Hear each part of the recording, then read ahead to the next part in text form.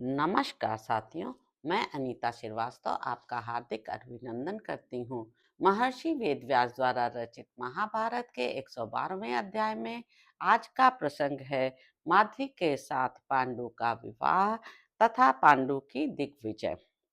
वैशंपायन जी कहते हैं, जन्मेजय, तदंतर शांतनु नंदन परम बुद्धिमान भीष्म जी ने यशस्वी राजा पांडु के द्वितीय विवाह के लिए विचार किया। वे बूढ़े मंत्रियों, ब्राह्मणों, महर्षियों तथा चतुरंगणी सेना के साथ मद्र राज्य की राजधानी में गए।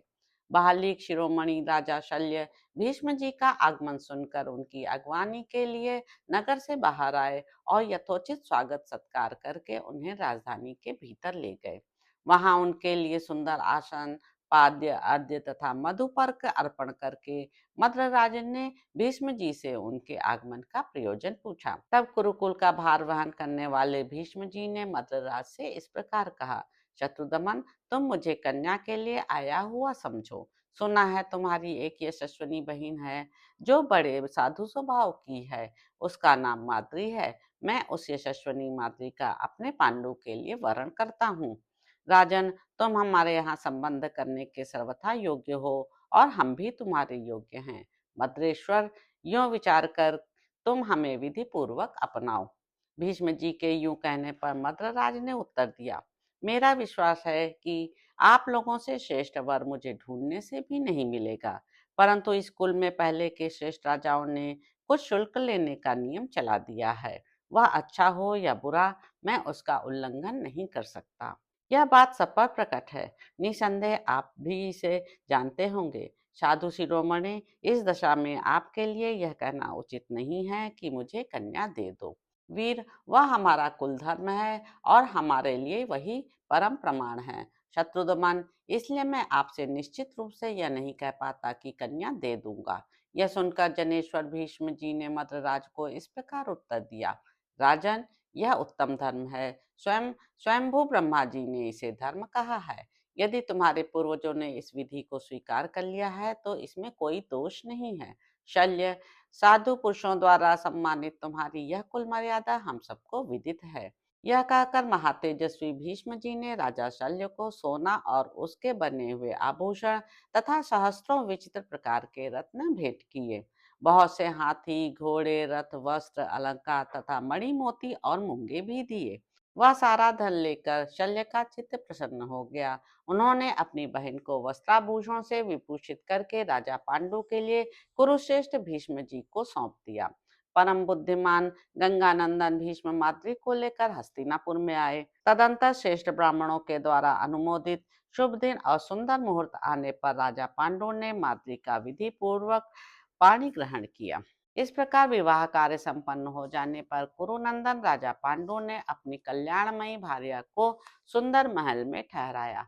राजाओं में श्रेष्ठ महाराज पांडु अपनी दोनों पत्नियों कुंती और माद्री के साथ आनंद पूर्वक यथेष्ट विहार करने लगे। जन्मेजय, कुरुवंशी राजा पांडु 30 रात्रियों तक विहार करके समूची पृथ्वी पर विजय प्राप्त करने की इच्छा लेकर राजधानी से बाहर निकले। उन्होंने भीष्म आदि बड़े बूढ़ों के चरणों में मस्तक झुकाया। कुरुनंदन, धृतराष्ट्र तथा अन्य श्रेष्ठ कुरुवंशियों को प्रणाम करके उन सबकी आज्ञा ली और उनका अनुमोदन मिलने पर मंगलाचार युक्त आशीर्वादों से अभिनंदित हो हाथी, घोड़ों तथा रथ समुदाय से युक्त विशाल सेना के साथ प्रस्थान किया। राजा पांडु देव कुमार के समान तेजस्वी थे। उन्होंने इस पृथ्वी पर विजय पाने की इच्छा से हृष्ट पुष्ट सैनिकों के साथ अनेक शत्रुओं पर धावा किया। कौरव कुल के सुयश को बढ़ाने वाले मनुष्यों में सिंह के समान पराक्रमी राजा पांडु ने सबसे पहले पूर्व के अपराधी दशाणों पर धावा करके उन्हें युद्ध में परास्त किया। तत्पश्चात वे नाना प्रकार की ध्वजा पताकाओं से युक्त और बहुसंख्यक हाथी, घोड़े, रथ एवं पैदलों से भरी हुई भारी सेना लेकर मगध देश में गए। वहां राजगृह में अनेक राजाओं का अपराधी बलाभिमानी मगध राज दीर्घ उनके हाथ से मारा गया। उसके बाद भारी खजाना और वाहन आदि लेकर पांडवों ने मिथिला पर चढ़ाई की और विदेह वंशी क्षत्रियों को युद्ध में परास्त किया। नरसेन, जन्मेजय, इस प्रकार वे पांडु काशी, सुम्य तथा पुंड्र देशों पर विजय पाते हुए अपने बाहुबल और पराक्रम से कुरुकुल के यश का विस्तार करने लगे। उस समय शत्रुदमन राजा पांडु प्रज्वलित अग्नि के समान सुशोभित थे। बाणों का समुदाय उनकी बढ़ती हुई ज्वाला के समान जान पड़ता था। खड्ग आदि शस्त्र लपटों के समान प्रतीत होते थे। उनके पास आकर बहुत से राजा भस्म हो गए। सेना सहित राजा पांडु ने सामने आए हुए सैन्य सहित नरपतियों की सारी सेनाएं नष्ट कर दी और उन्हें अपने अधीन करके कौरवों के आज्ञा पालन में नियुक्त कर दिया। पांडु के द्वारा परास्त हुए समस्त भूपालगढ़ देवताओं में इंद्र की भांति इस पृथ्वी पर सब मनुष्यों में एकमात्र उन्हीं को सूरवीर मानने लगे। भूतल के समस्त राजाओं ने उनके सामने हाथ जोड़कर मस्तक टेक दिए और नाना प्रकार के रत्न एवं धन लेकर उनके पास आए। राजाओं के दिए हुए ढेर के ढेर मणि, मोती, मूंगे, सुवर्ण, चांदी, गोरत्न, अश्वरत्न, रथ रत्न, हाथी, गधे, ऊंट, भैंसे, बकरे, भेड़े, कंबल, मृग चर्म, रत्न, रंकू मृग के चर्म से बने हुए बिछौने आदि जो कुछ भी सामान प्राप्त हुए, उन सबको हस्तिनापुराधीश राजा पांडु ने ग्रहण कर लिया। वह सब लेकर महाराज पांडु अपने राष्ट्र के लोगों का हर्ष बढ़ाते हुए पुनः हस्तिनापुर चले आए। उस समय उनकी सवारी के अश्व आदि भी बहुत प्रसन्न थे। राजाओं में सिंह के समान पराक्रमी शंतनु तथा परम बुद्धिमान भरत की कीर्ति कथा जो नष्ट सी हो गई थी, उसे महाराज पांडु ने पुनर्जीवित कर दिया। जिन राजाओं ने पहले कुरु देश के धन तथा कुरु राष्ट्र का अपहरण किया था, उनको हस्तिनापुर के सिंह पांडु ने करद बना दिया। बहुत से राजा तथा राजमंत्री एकत्र होकर इस तरह की बातें कर रहे थे। उनके साथ नगर और जनपद के लोग भी इस चर्चा में सम्मिलित थे। उन सबके हृदय में पांडु के प्रति विश्वास तथा हर्षोल्लास छा रहा था।